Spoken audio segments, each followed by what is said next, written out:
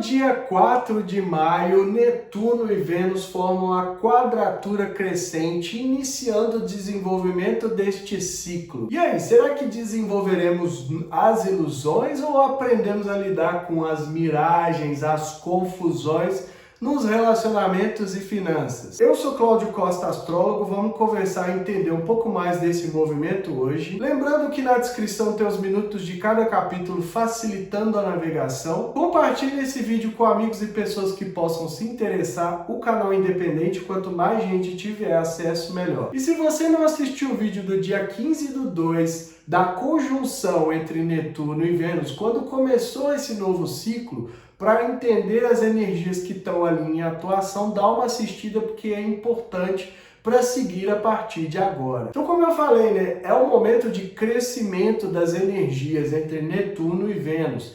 O Netuno que muitas vezes traz um efeito da diluição, da confusão, da miragem, das ilusões, da necessidade da gente fugir da nossa realidade em relação aos temas da Vênus, que é o relacionamento, parcerias, acordos, finanças, amor próprio, amor que damos aos outros, né? A Vênus é a pequena estrela da sorte da astrologia, então ela é diretamente influenciada por essa energia de Netuno. Então, quanto mais a gente entender que é preciso ir além das ilusões, das miragens, daquela névoa que o Netuno traz, que entorpece a gente, que confunde a gente, que muitas vezes faz a gente pensar que são nobres ideais que nós temos, mas que ali não tem nada disso. A gente está embarcando mesmo numa miragem, tirando a gente do curso, imaginando que está num reino fantástico e acaba quebrando a cara. Porque no final o que vai ser trazido é essa sensação de desilusão, de frustração. Então eu fico até chato, né, quando eu falo assim, nossa, cuidado com as ilusões, vamos pensar direito, vamos pôr o pé no chão, vamos sonhar, mas vamos pôr o pé no chão. Mas é porque se não for assim, a gente embarca nesse reino fantástico. É gostoso, é prazeroso, é entorpecedor estar no mundo da fantasia. Porque a gente não tem que lidar com as questões reais, né, da vida prática.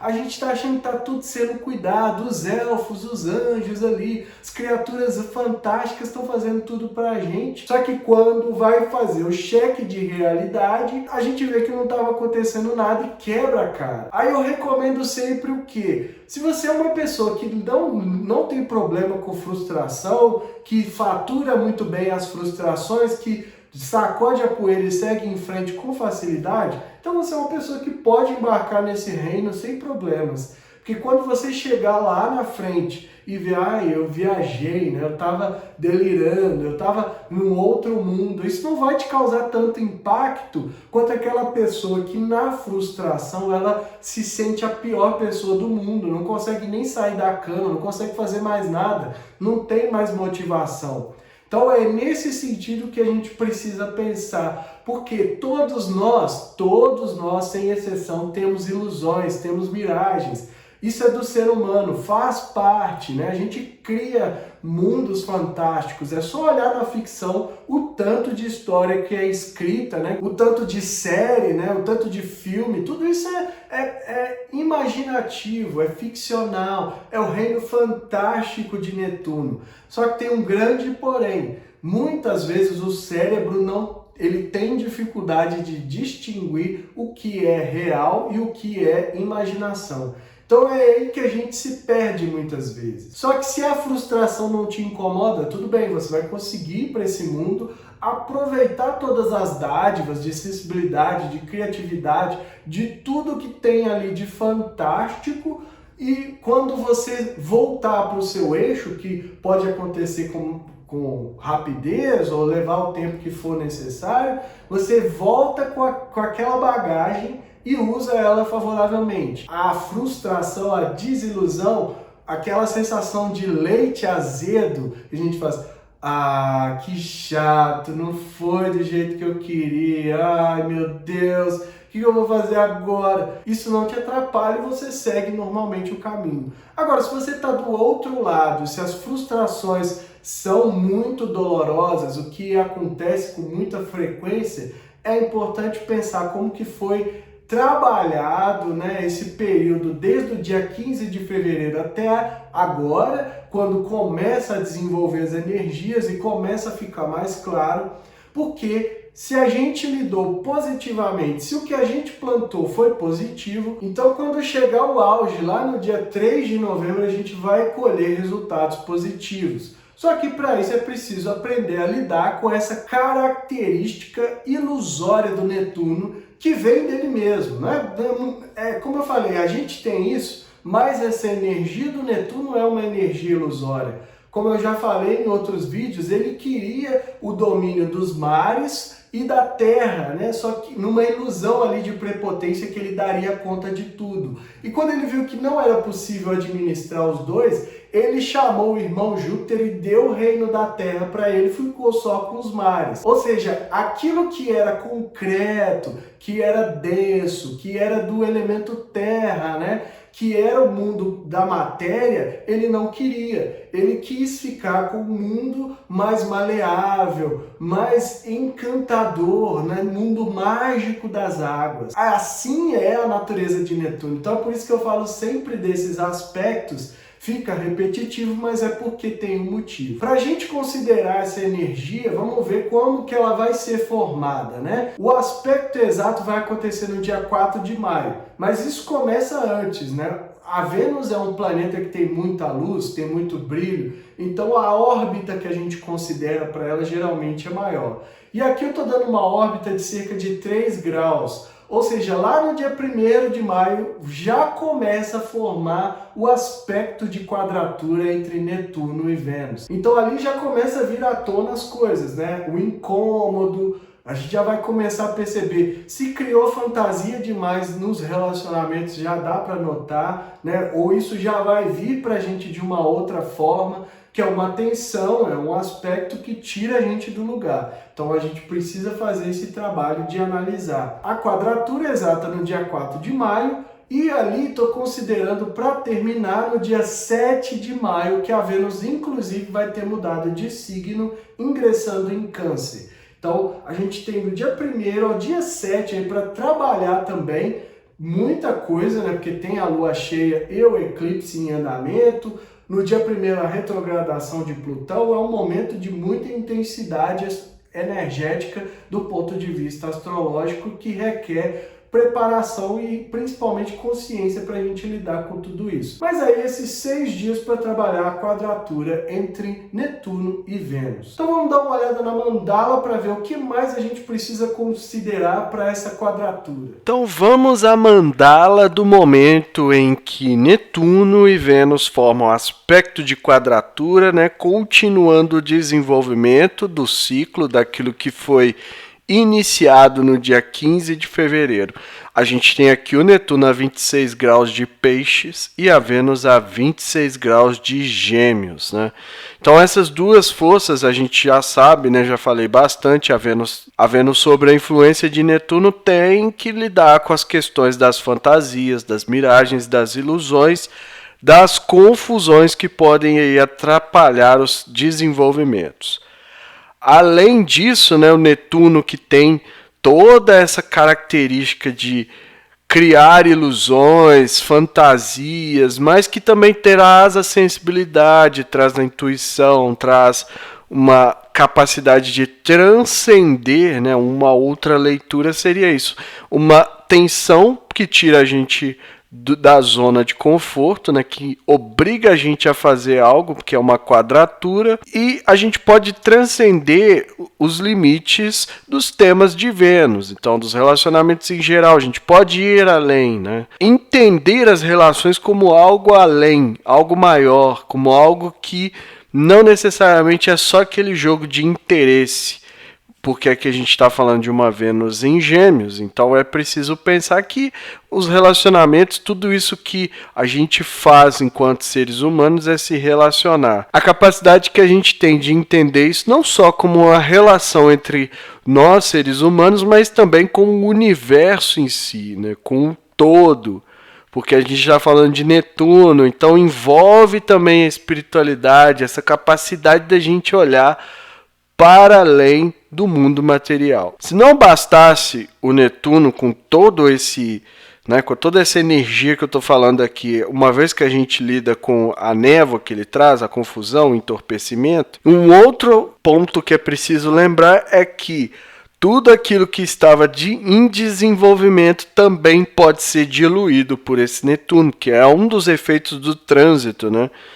Por mais que a gente esteja aí no andamento do ciclo, ele pode vir com o dedo, né? Se a gente não trabalhou bem a frustração, como eu falei lá no início, ele pode trazer essa diluição. Então, tudo aquilo que a gente estava fazendo se dissolve, né?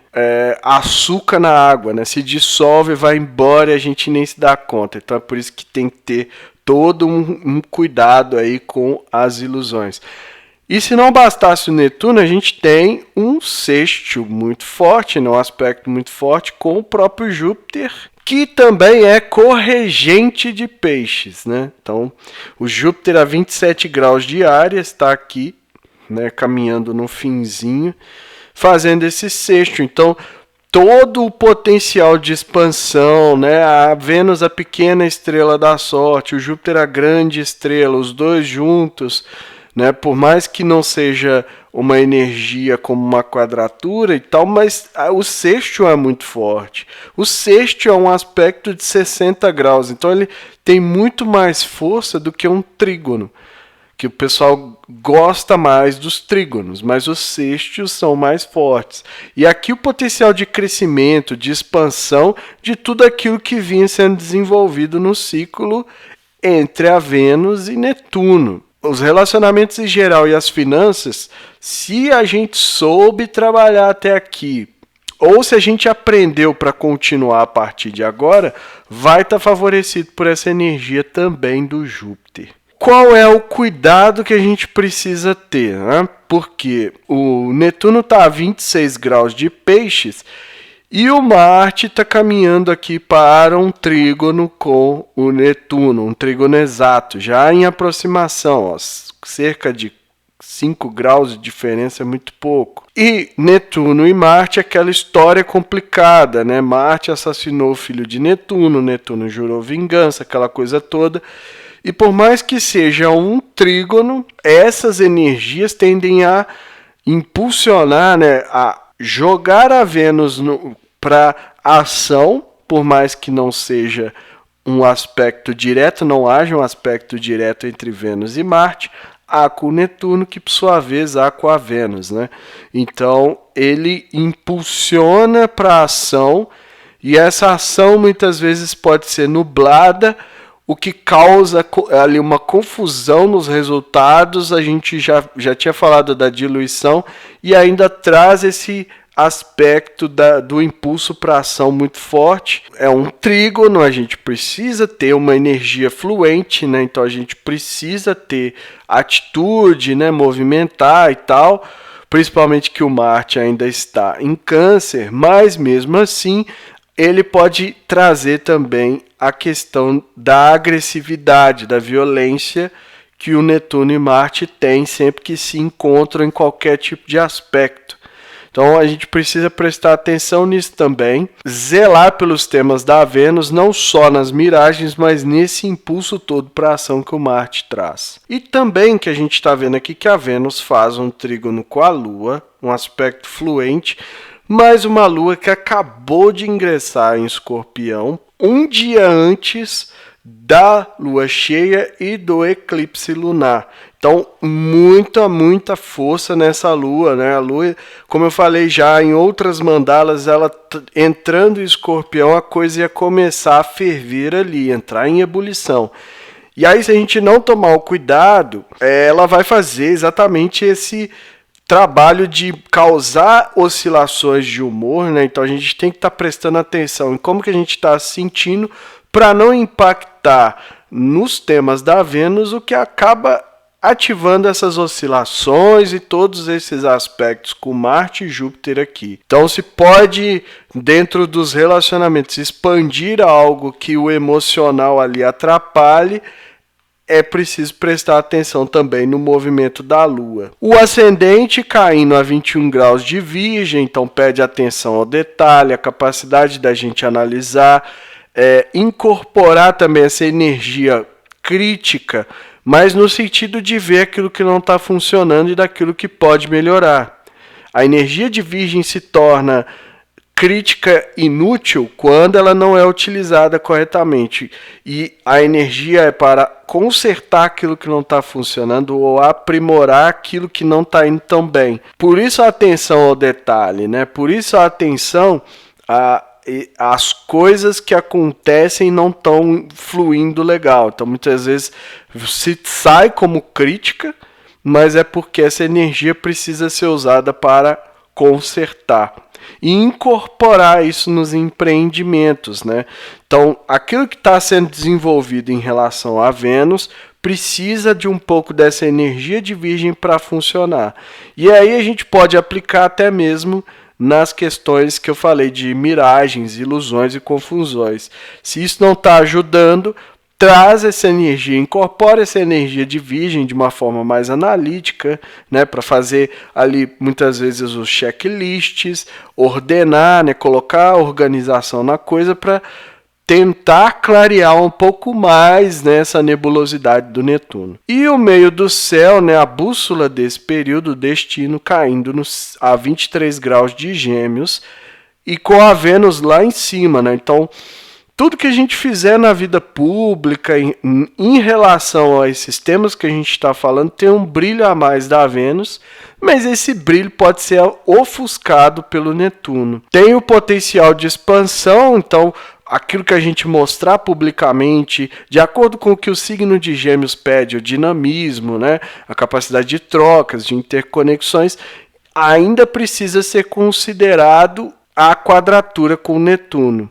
Então, para a gente ter essa expansão, para ter essa estrela brilhando por nós, a gente precisa também, mais uma vez, zelar pelas ilusões, pelas miragens, pelas fantasias, pelo entorpecimento e enganação que o Netuno traz. Se a gente fizer isso e tiver a liberdade necessária que o signo de Gêmeos pede, que é de circulação, de pontes, né, estabelecer pontes, fazer trocas, comércio, né, que é muitas vezes trocar algo que você tem por algo que outra pessoa pode te oferecer, tudo isso pode favorecer muito. A gente só precisa lidar com esses aspectos mais enganadores, ilusórios, trapaceiros do Netuno.